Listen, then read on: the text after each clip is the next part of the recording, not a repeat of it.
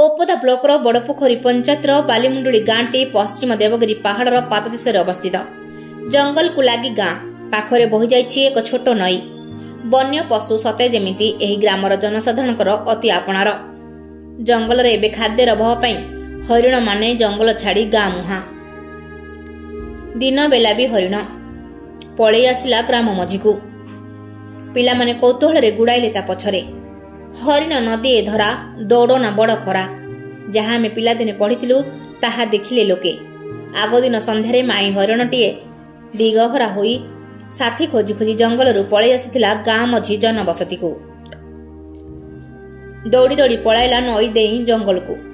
धान अमल सरीथिबारु भल खाद्य पाई परिबा संभव हेलानी सेमानक पक्षे। कौन बा करन्ते बंचिबा पाई तो खाद्य आवश्यक। पेट बिकल पुणी साथी खोजिबाकू अंडीरा हरिणटी पळेई आसिला गां भितरकू। एही गाँर गोपीनाथ महाकूट जणे धर्मपरायण युवक। नाम संकीर्तन सांगकू भल मृदंग बादक और गायक मध्य।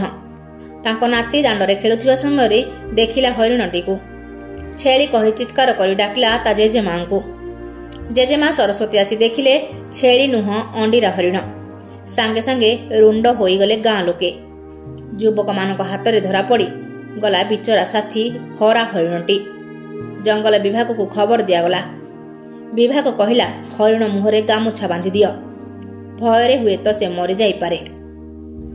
भाइराल फोटो देखि कुंभकर्ण निद भांगिला वन विभाग कर्मचारी।